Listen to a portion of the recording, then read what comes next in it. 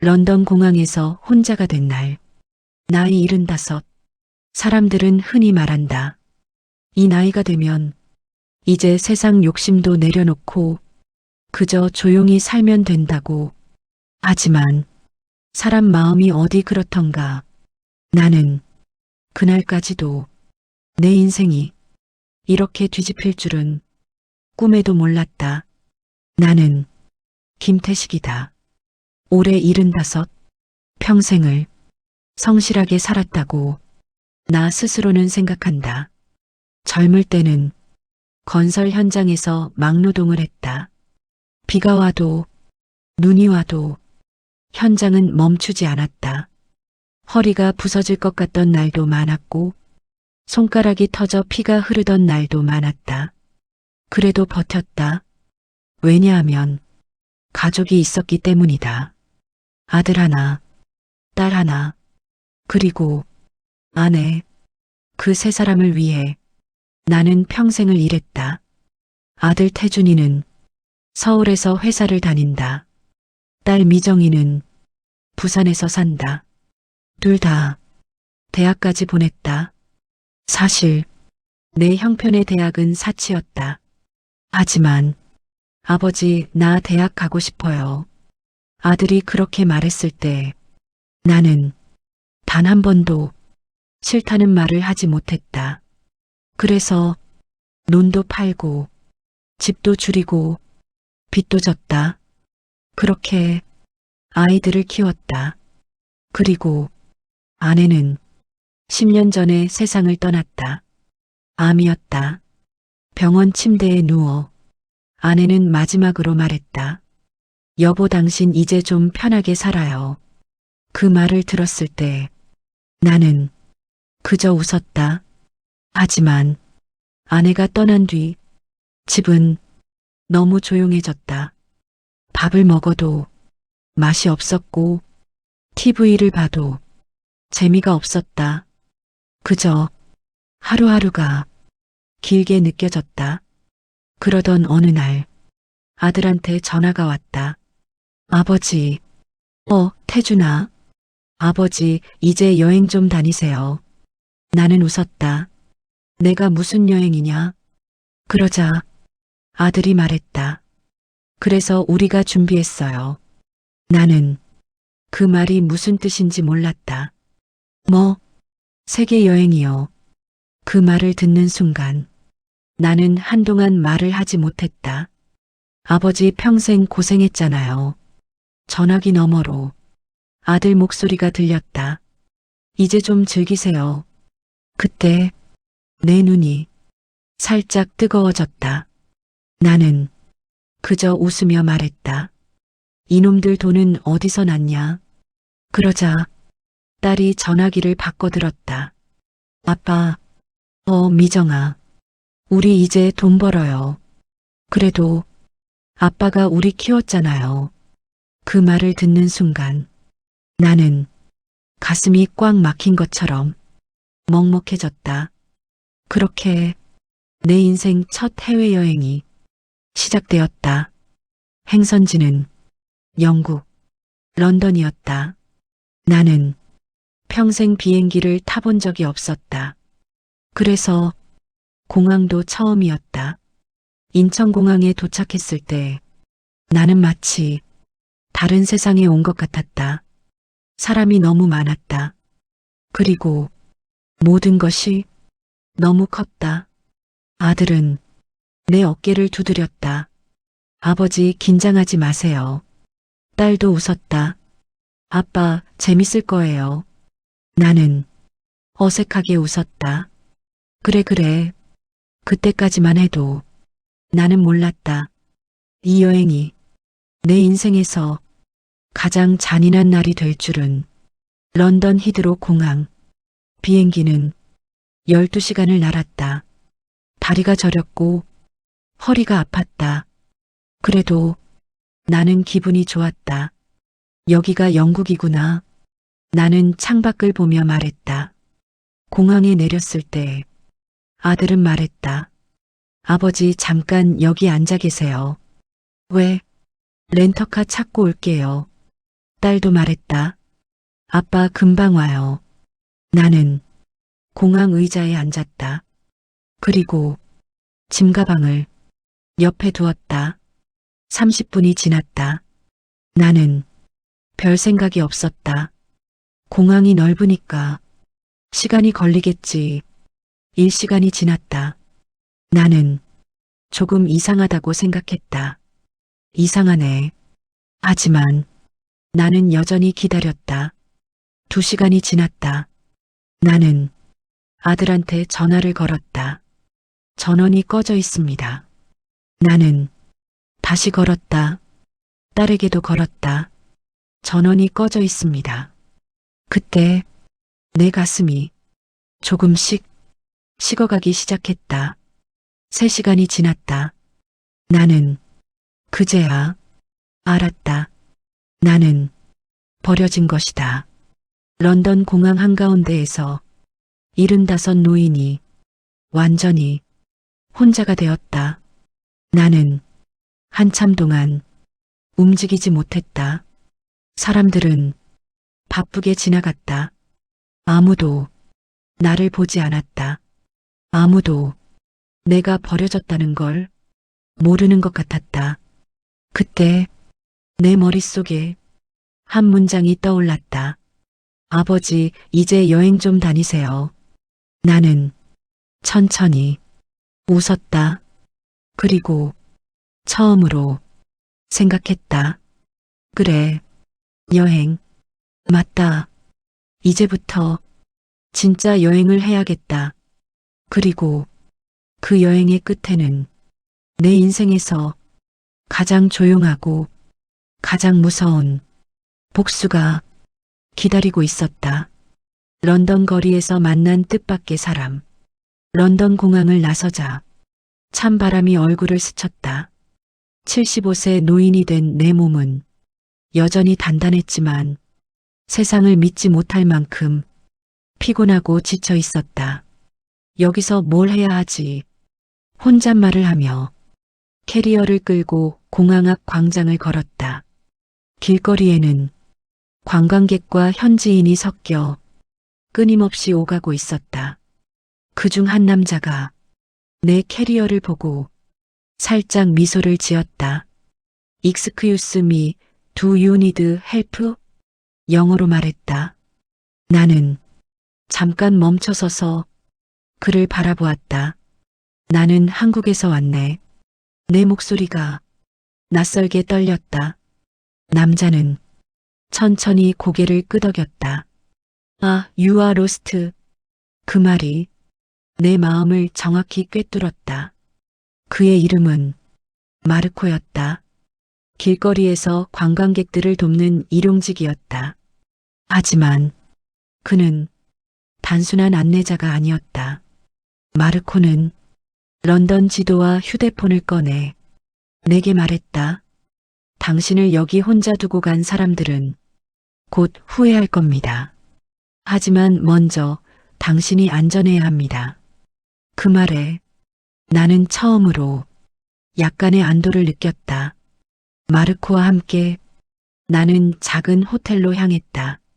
방에 들어서자 오래된 가죽 소파와 커피 향이 나를 맞이했다. 오늘 밤은 여기서 쉬세요. 그리고 내일 우리가 계획을 짜죠. 마르코가 말했다. 나는 침대에 앉아 캐리어를 내려놓았다. 계획. 내 입에서 조용히 흘러나왔다. 그날 밤 나는 잠을 이루지 못했다. 아들, 딸. 그들은 왜 날 여기 두고 떠난 것일까? 그들은 정말 내 인생을 이해하지 못한 것일까? 혹은 그 뒤에 다른 이유가 있는 것일까? 머릿속에는 온갖 의문과 분노가 섞여 잠들 수 없었다. 다음 날 아침 마르코가 내 방 문을 두드렸다. 오늘부터 진짜 여행이 시작됩니다. 그 말에 나는 조용히 일어섰다. 마르코는 노련한 안내자였다. 그는 런던 시내의 비밀스러운 곳들을 보여주었다. 낯선 골목, 조용한 찻집, 관광객들이 모르는 작은 서점들. 그곳에서 나는 아무도 모르게 아들, 딸의 흔적을 찾기 시작했다. 그날 오후 우리는 우연히 작은 은행에서 내 아들 명의의 송금 기록을 발견했다. 이미 준비했군요. 나는 속으로 중얼거렸다. 마르코가 놀란 얼굴로 물었다. 뭐죠? 나는 처음으로 미소를 지었다. 그럼 이제 시작이지. 이 노인의 여행이, 그리고 복수가 이때부터였다. 75세의 노인은 버려졌다는 사실을 복수의 연료로 바꾸기 시작했다. 런던에서의 작은 발견이 곧 한국으로 이어지고 아들, 딸이 곧 무너질 시작점이 될 줄은 그 누구도 몰랐다. 런던의 작은 호텔방에서 나는 마르코와 함께 커피를 마시며 지도를 펼쳤다. 아들, 딸이 여기까지? 나는 중얼거렸다. 마르코가 진지하게 말했다. 그들은 단순히 여행을 보내주려 한 게 아닙니다. 무언가 다른 목적이 있어요. 그걸 찾아야 합니다. 나는 고개를 끄덕였다. 그날 오후 나는 공항에서 받은 충격을 뒤로하고 런던 시내를 걷기 시작했다. 사람들 사이를 걸으며 나는 생각했다. 왜 그들은 나를 버렸을까? 단순한 여행의 장난이었을까? 아니면 그때 나는 아들 태준과 딸 미정이 한국에서 이미 움직이고 있다는 정보를 입수했다. 마르코의 연락망을 통해 나는 알았다. 아들은 내 명의로 된 부동산을 매도하려 하고 있었다. 딸은 내 계좌를 확인하며 해외 송금을 준비하고 있었다. 그들의 계획은 단순히 부모를 여행 보내주는 것이 아니었다. 그들은 나의 재산을 미리 챙기고 나를 제거할 생각이었다. 그 사실을 확인하는 순간 내 마음은 차갑게 식었다. 그래, 이제 시작이구나. 나는 생각했다. 75세의 몸이지만 내 머리는 아직 날카롭다. 내가 살아온 삶이 이런 날 위해 준비된 것처럼 느껴졌다. 그날 밤 호텔방에서 나는 처음으로 계획을 세웠다. 아들, 딸이 준비한 재산 계획을 파악한다. 그들의 모든 움직임을 관찰한다. 내가 생각하는 정의를 실현한다. 마르코는 나의 결심을 보고 조용히 고개를 끄덕였다. 좋아요. 계획이 명확하면 복수도 명확해집니다. 나는 침대에 앉아 조용히 미소 지었다. 며칠 후 런던 시내에서 나는 아주 작은 단서를 발견했다. 아들, 딸이 보낸 서류, 그들이 사용한 이메일, 그리고 금융 거래 기록. 모든 것이 나를 향해 열려 있었다. 나는 천천히 그리고 조심스럽게 그 조각들을 맞추기 시작했다. 한 달 동안의 관찰과 수집 끝에 나는 모든 퍼즐을 완성했다. 그들의 계획은 명확했다. 내 명의의 부동산 매각, 해외 송금과 투자, 여행 중 나를 완전히 고립시키고 한국에서 마음대로 재산을 처분하려는 계획. 이제 나는 알았다. 이제 이 노인의 여행이 복수가 될 차례다. 그때부터 런던에서의 여정은 단순한 여행이 아닌 전략적 이동이 되었다. 나는 마르코와 함께 아들, 딸의 계획을 무력화할 준비를 시작했다. 75세, 버려진 노인의 복수는 아직 아무도 모른다. 런던의 새벽, 안개가 살짝 낀 거리에서 나는 가방 속 노트북을 열었다. 마르코가 조용히 말했다. 이제 시작할까요? 나는 고개를 끄덕였다. 첫 번째 목표는 단순했다. 아들 태준과 딸 미정에게 나 살아있다는 사실을 조용히 알리는 것. 그동안 그들은 한국에서 내 존재를 지워버리려 했다. 하지만 이제는 조용히 경고를 주며 그들의 심리를 흔들어야 했다. 나는 이메일을 열었다. 내 계좌와 관련된 서류를 조금 바꾸어 아들, 딸에게 보내기로 했다. 송금 계획 일부를 취소한 척. 부동산 계약서를 일부러 혼란스럽게 작성. 그들의 눈에 무언가 이상하다는 느낌이 들게 만드는 것이 목적이었다. 이메일을 보낸 후 나는 런던의 작은 카페로 향했다. 차 한 잔을 앞에 두고 사람들을 관찰하며 아들, 딸이 내 복수의 첫 신호를 받을 순간을 상상했다. 태준, 회사를 통해 알람을 받을 것이고, 미정, 휴대폰으로 확인하겠지. 그들의 심장이 조금씩 조여오는 것을 느낄 것이다. 그리고 다음 날 한국에서의 첫 반응이 도착했다. 태준의 회사 메신저에서 급히 전화가 왔다. 아버지, 뭐죠 이거? 그 목소리에서 놀람과 당황이 섞여 있었다. 나는 미소 지었다. 그저 내가 살아있다는 사실을 알려주고 싶었네. 태주는 순간 말을 잃었다. 그리고 전화를 끊었다. 같은 시각 미정도 내 이메일을 확인했다. 아, 이게 무슨 소리야. 작게 중얼거렸다. 그녀는 내가 단순히 여행 중이라고 생각했겠지만 나는 이미 그들의 계획을 알고 있었다. 이 작은 신호 하나로 내 아들, 딸의 마음속에 첫 균열이 생겼다. 그들은 지금까지 내 존재를 당연하게 여겼지만 이제부터는 달라질 것이다. 75세 노인이 보낸 첫 신호가 그들의 계획을 흔들기 시작한 순간이었다. 마르코가 물었다. 이제 다음 단계는 무엇입니까? 나는 조용히 대답했다. 조금 더 치밀하게 움직일 겁니다.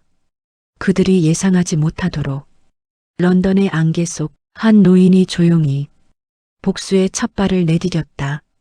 런던에서 시작된 치밀한 계획. 런던의 오후 비가 부슬부슬 내리는 거리에서 나는 마르코와 함께 작은 사무실을 빌렸다. 오늘부터 본격적인 계획입니다. 나는 천천히 말했다. 마르코가 물었다.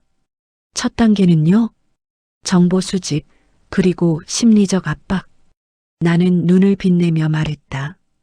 그들이 예상치 못하게 움직여야 합니다. 조용하지만 치명적으로.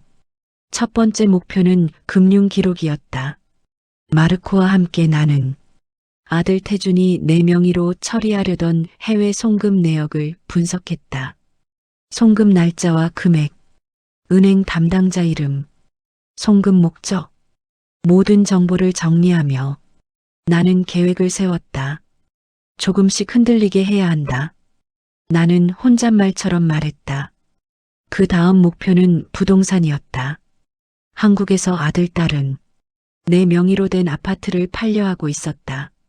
하지만 나는 영국에서 현지 법률 자문을 통해 일부 서류를 조작할 수 있는 방법을 찾았다.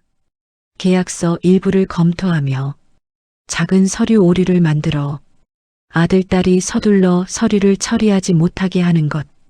이것이 바로 내 조용한 첫 타격이었다. 며칠 후 첫 효과가 나타났다. 태주는 회사에서 급히 전화를 걸어왔다. 아버지, 뭔가 잘못됐습니다. 계약이 안 됩니다. 나는 조용히 웃었다. 그저 작은 오차일 뿐입니다. 그 말 한마디에 태준의 얼굴이 창백해지는 게 느껴졌다. 나는 만족했다. 같은 날 미정도 은행에서 혼란스러운 전화를 받았다. 어머니, 이게 어떻게 된 일이죠? 그녀의 목소리에는 초조함이 묻어 있었다. 내가 직접적인 행동을 하지 않아도 그들의 계획은 이미 흔들리고 있었다. 이때 나는 깨달았다. 75세 노인이라도 상대를 압도할 수 있다. 그저 계획과 정보, 그리고 약간의 인내심만 있으면. 마르코가 조심스럽게 물었다. 다음 단계는? 나는 천천히 지도를 바라보며 말했다. 다음은 직접적인 경고다. 한국까지 이어지는 신호를 보내야 한다. 그날 밤 런던의 호텔방에서 나는 한국으로 이메일과 메시지를 동시에 보냈다. 작은 금융 오류를 지적하며 재산을 감시하고 있다는 암시를 주고 무엇을 하면 당신들이 손해를 볼지 모른다는 느낌을 준 메시지. 이것이 바로 75세 노인의 첫 심리적 압박이었다. 한국에서는 아들, 딸이 혼란에 빠졌다. 태주는 회사 내 담당자에게 확인 전화를 반복했고, 미정은 은행과 거래를 조율하며 초조해했다. 그들은 이제 단순히 아버지를 무시할 수 없다는 사실을 깨닫기 시작했다. 런던의 비 내리는 골목. 나는 창밖을 바라보며 속으로 미소 지었다. 좋다, 이제 시작이다. 75세의 노인은 버려진 순간부터 치밀한 복수의 발판을 마련하고 있었다. 한국에서 아들, 딸이 흔들리는 순간 서울과 부산, 각기 다른 곳에 있는 아들 태준과 딸 미정은 런던에서 날아온 작은 신호 하나로 하루 종일 긴장 속에 있었다. 태준은 회사 사무실에서 계약서와 송금 내역을 확인하며 몇 번이나 휴대폰을 내려놓았다. 도대체 어떻게 된 거지? 그는 속으로 중얼거렸다. 이미 예정된 부동산 매각이 작은 서류 오류 하나 때문에 지연되었고, 해외 송금도 수수료와 처리 방식에서 미묘하게 꼬여 있었다. 미정 역시 부산은행에서 스트레스에 시달리고 있었다. 왜 오류가 생긴 거야? 그녀는 고객센터와 담당자 사이를 오가며 급히 확인 전화를 걸었다. 하지만 문제는 단순하지 않았다. 서류를 처리하는 과정 곳곳에서 작은 혼란과 착오가 생겼고, 그 모든 혼란은 런던에서 한참 떨어진 곳에서 조용히 시작된 것이었다. 그때 태준의 휴대폰이 울렸다. 발신인은 알 수 없었다. 아버지입니다. 짧은 메시지 한 줄. 무엇을 하든 나는 알고 있다. 태준은 순간 얼굴이 창백해졌다. 말없이 메시지를 몇 번이나 읽었다. 그리고는 서류를 내려놓고 깊은 숨을 내쉬었다. 미정도 비슷했다. 같은 날 이메일 한 통이 들어왔다. 메시지는 간단했다. 작은 실수 하나도 간과하지 마라. 관찰은 계속되고 있다. 그녀는 메시지를 읽고 자신도 모르게 손을 떨었다. 그동안 자신들은 아버지를 관리 대상으로 여겼지만 이제는 상황이 완전히 뒤바뀐 것을 느꼈다. 한국에서 두 사람은 서로에게 전화를 걸었다. 태준아, 우리 무슨 일이야? 미정아, 나도 모르겠어. 아버지 뭔가 계획하고 있어. 그들의 목소리에는 평소와 다른 초조함이 묻어났다. 런던에서는 나는 마르코와 함께 호텔 창밖을 바라보고 있었다. 잘하고 있습니다. 마르코가 속삭였다. 나는 천천히 미소 지었다. 75세 노인도 상대를 흔들 수 있다는 것을 이제 보여줄 차례다. 그날 저녁 나는 작은 차 한 잔과 함께 다음 단계 전략을 정리했다. 첫 심리적 압박은 성공. 한국에서 아들, 딸은 이미 흔들리기 시작. 다음 단계는 재산과 명예를 동시에 노리는 움직임. 나는 속으로 중얼거렸다. 이제 진짜 복수가 시작되는 거다. 할아버지의 조용하지만 치밀한 공격. 런던의 아침, 나는 호텔방 커튼을 열고 회색 하늘을 바라보았다. 좋다. 나는 혼잣말처럼 중얼거렸다. 오늘은 단순히 관찰만 하는 날이 아니다. 오늘부터는 조용하지만 치명적인 공격을 시작할 것이다. 첫 번째 목표는 금융 거래였다. 마르코와 함께 내 계좌와 아들, 딸이 준비한 해외 송금을 검토했다. 작은 조치를 취했다. 송금 날짜를 미묘하게 조정. 일부 서류를 약간 틀리게 작성. 은행 담당자에게 익명으로 문의. 이제 아들, 딸은 한국에서 혼란스러움을 느끼기 시작할 것이다. 둘째, 부동산 문제였다. 한국에서 진행 중인 내 명의의 아파트 매각 계획은 이미 서류 오류와 미세한 계약 문제 때문에 태준과 미정이 당황하게 만든 상태였다. 나는 작은 이메일 한 통을 보내 계약서 재확인이 필요하다는 신호를 보냈다. 그들은 이제 계속 확인 전화를 걸고 서류를 다시 점검하는데 시간을 허비할 것이다. 런던 거리를 걸으며 나는 사람들 사이에서 모든 움직임을 관찰했다. 관광객들 속에 섞여 조용히 정보 수집, 은행과 부동산 관련 이메일 모니터링, 필요하면 작은 조치로 혼란 가중. 75세 노인이지만 그 누구보다 치밀하게 움직였다. 그리고 저녁 한국에서 아들딸의 첫 반응이 왔다. 태주는 회사에서 재빨리 전화를 걸었다. 아버지, 이게 무슨 일이야? 계약서가 계속 오류라니. 나는 침착하게 답했다. 그저 작은 실수일 뿐이네. 하지만 이 실수가 의미하는 바를 잘 생각해 보게. 그 말에 태주는 말없이 전화를 끊었다. 같은 시각 미정은 은행에서 담당자와 다투고 있었다. 왜 계속 오류가 생기는 거죠? 그녀의 목소리는 떨리고 있었다. 그들은 이제 깨닫기 시작했다. 아버지는 단순히 여행 중이 아니다. 아버지는 이미 자신들의 계획을 알고 있다. 그리고 아버지는 움직이고 있다. 나는 마르코에게 말했다. 좋다. 첫 공격은 성공적이다. 이제 다음 단계는 재산과 명예를 동시에 흔드는 것이다. 마르코는 조심스럽게 물었다. 물리적 행동도 계획하나요? 나는 천천히 고개를 끄덕였다. 조용하지만 충분히 치명적일 것이다. 그들이 예상하지 못하도록. 런던에 비 내리는 밤 나는 창밖을 바라보며 생각했다. 버려진 노인. 이제는 그들의 계획을 역으로 흔들 시간이다. 복수의 첫 실질적 타격.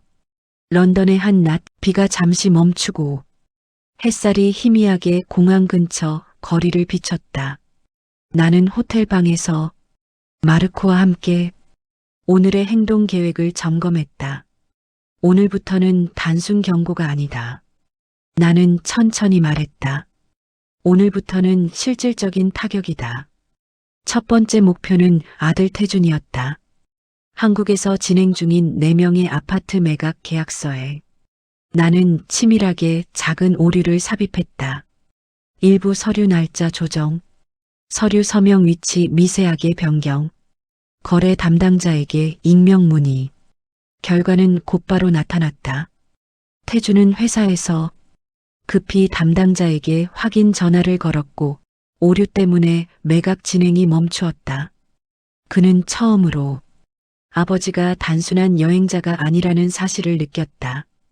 둘째, 딸 미정이었다. 내 계좌 일부 금액을 해외 송금 처리 중 작은 오류와 지연을 만들었다. 수수료 조정, 거래 내역 일부 수정, 은행과 협력해 확인 절차 강화. 미정은 은행 담당자에게 확인 전화를 반복하며 심각한 초조함을 느꼈다. 그날 저녁 그녀는 처음으로 울컥하며 속으로 중얼거렸다. 아버지가 살아있잖아. 그리고 나를 보고 있어.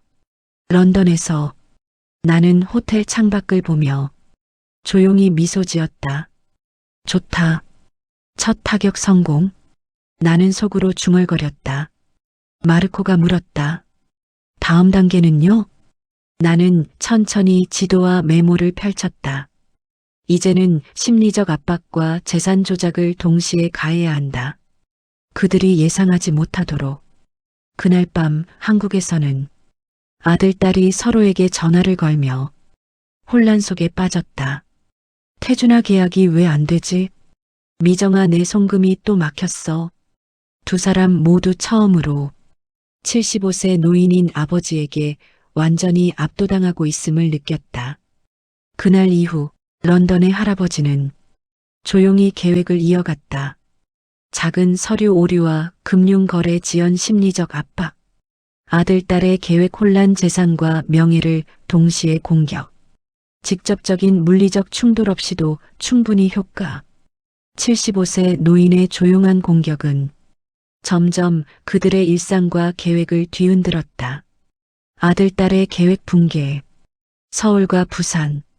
각자 다른 공간에서 움직이던 아들 태준과 딸 미정은 이제 서로에게 전화를 걸며 불안과 분노를 쏟아내고 있었다. 태주는 사무실에서 계약서와 송금 내역을 확인하다가 손을 떨며 휴대폰을 집어들었다. 미정아, 또 오류가 나. 너 뭐 한 거야? 미정은 부산에서 속으로 소리쳤다. 태준아, 나도 몰라. 아버지가 뭐든 조종하고 있어. 둘은 서로를 탓하며 점점 격앙되었다. 서로를 비난하는 사이 그들의 계획은 이미 무너지고 있었다. 그날 아침 아버지로부터 받은 메시지가 또 도착했다. 작은 실수도 눈치챈다. 이번 기회에 정신 차리길 바란다. 태주는 메시지를 반복해서 읽었다. 심장이 뛰었다. 그리고 그제서야 깨달았다. 아버지는 단순히 여행자가 아니야. 우리 계획을 다 알고 있어. 미정은 은행 담당자에게 다시 전화를 걸었다. 제 계좌와 송금 내역이 또 막혔어요. 담당자는 미정의 초조함을 보며 서류와 시스템을 꼼꼼히 점검했고 결국 아버지가 조종한 작은 조치가 문제의 원인임을 확인했다. 서울과 부산에서 둘은 서로를 향한 불신과 압박 속에서 점점 심리적으로 무너졌다. 아버지는 살아있고 모든 움직임을 보고 있으며 계획이 한순간에 꼬였다는 사실, 그들은 처음으로 자신들의 탐욕과 오만이 만든 결과를 직면했다. 런던에서는 나는 마르코와 함께 호텔방에서 차를 마시며 상황을 지켜보았다. 좋다, 이제 본격적으로 흔들린다. 나는 속으로 중얼거렸다. 마르코가 물었다. 이제 직접적인 조치도 필요할까요? 나는 천천히 웃었다. 아직은 필요 없다. 심리적 압박과 작은 혼란만으로도 충분하다. 그날 이후 아들, 딸은 완전히 혼란 속에 빠졌다. 재산 매각과 송금 계획이 모두 지연. 서로를 의심하고 싸우기 시작. 아버지가 복수를 준비하고 있다는 사실을 깨달음. 75세 노인의 조용한 복수는 이제 그들의 일상과 계획을 완전히 지배하고 있었다. 복수의 두 번째 단계, 재산과 명예 공격. 런던의 늦은 오후, 나는 작은 사무실에서 마르코와 함께 전략을 점검했다. 첫 단계는 성공적이었다. 나는 천천히 말했다. 이제는 두 번째 단계다. 재산과 명예를 동시에 흔드는 날이다. 마르코가 고개를 끄덕였다. 첫 번째 목표는 재산이었다. 한국에서 아들 태준과 딸 미정이 준비한 내 명의의 아파트와 계좌를 다시 검토했다. 아파트 매각 계약서에는 추가 오류를 삽입, 일부 송금과 금융 거래를 지연시키고 복잡하게 조정, 은행 담당자와 협력하여 추가 확인 요청. 결과는 즉시 나타났다. 태주는 회사에서 다시 혼란스러워하며 급히 전화를 걸었다. 아버지, 또 계약이 멈췄습니다. 나는 침착하게 대답했다.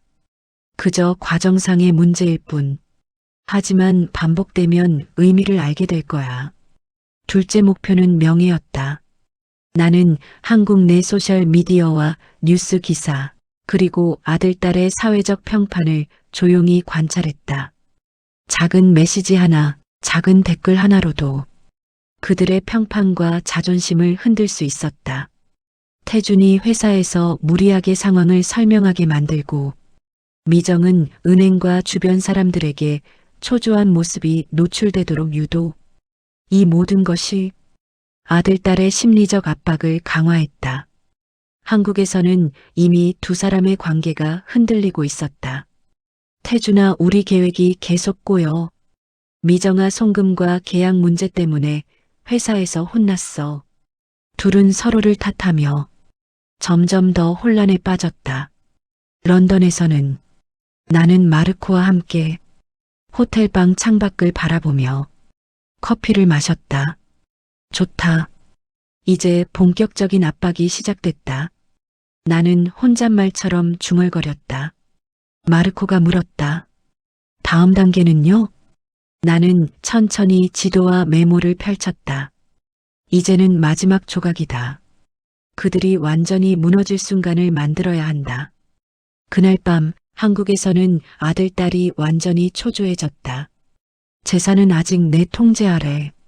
금융 거래는 반복적인 지연과 오류. 명예와 평판도 점점 흔들림. 그들은 이제 아버지가 단순히 여행 중이 아니라 능동적이고 전략적인 복수를 준비하고 있다는 사실을 실감했다. 런던의 창밖, 나는 속으로 미소 지었다. 75세 노인도 상대를 완전히 흔들 수 있다. 그날 이후 복수의 두 번째 단계는 아들, 딸에게 심리적 경제적 압박을 동시에 주며 완전히 통제하는 단계로 접어들었다. 결정적 순간 아들, 딸의 절망.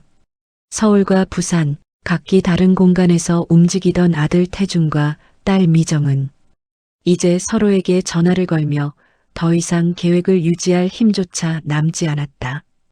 태준은 사무실에서 계약서와 송금 내역을 반복해서 확인했다. 미정아, 이제 우리 계획은 끝난 거야. 그는 목소리가 떨리며 말했다. 아버지, 이게 어떻게 된 거지? 미정은 부산에서 눈물을 참으며 답했다. 나도 몰라. 아버지가 우리를 완전히 조종하고 있어. 그들의 불안과 초조함은 서로에 대한 불신으로 번졌다. 태준은 미정이 일부러 서류를 잘못 처리했다고 생각. 미정은 태준이 일부러 아버지의 계획을 무시했다고 믿음. 서로를 탓하며 둘은 이제 협력할 수 없는 상태에 빠졌다. 런던에서는 나는 마르코와 함께 호텔방에서 상황을 지켜보았다. 좋다, 완전히 흔들렸다. 나는 혼잣말처럼 중얼거렸다. 마르코가 놀란 얼굴로 물었다. 정말 이렇게까지 압박이 올 줄은 몰랐습니다. 나는 천천히 지도를 바라보며 대답했다. 75세 노인이라도 상대를 완전히 무너뜨릴 수 있다는 것을 보여주는 중이지. 한국에서는 이미 아들, 딸의 계획이 완전히 붕괴되었다. 재산 매각은 중단. 송금과 금융 거래는 반복된 오류와 지연. 서로에 대한 의심과 갈등 심화.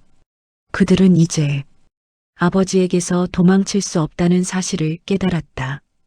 그날 밤 나는 런던 호텔방에서 조용히 미소 지었다.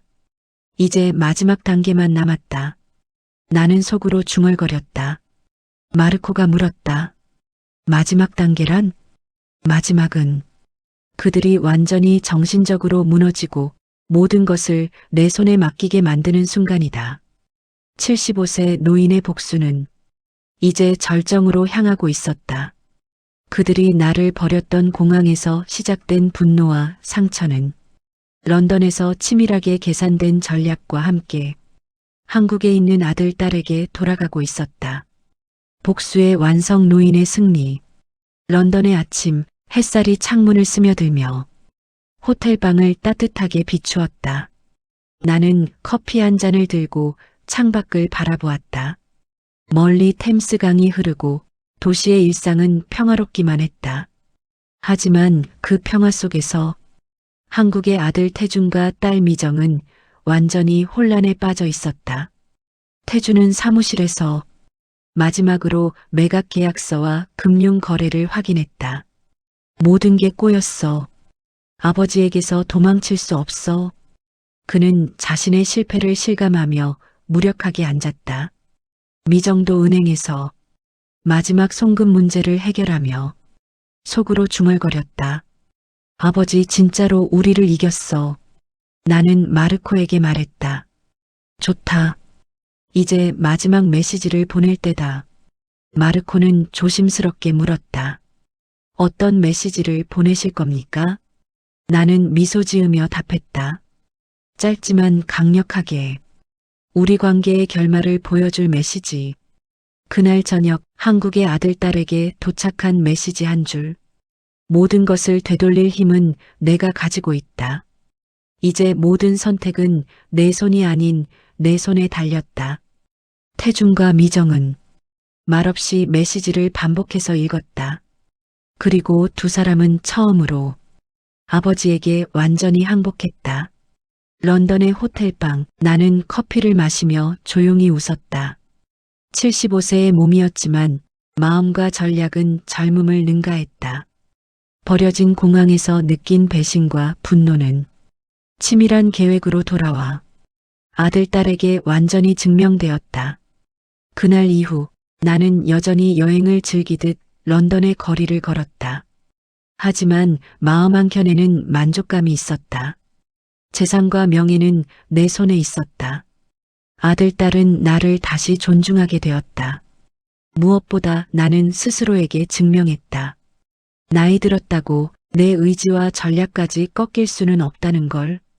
런던의 노을 속 75세 노인은 조용히 웃으며 생각했다. 세상은 나이가 아닌 마음과 계획의 강함으로 움직이는 법이지. 그렇게 버림받았던 공항의 노인은 마침내 완전한 승리를 거두며 복수를 완성했다.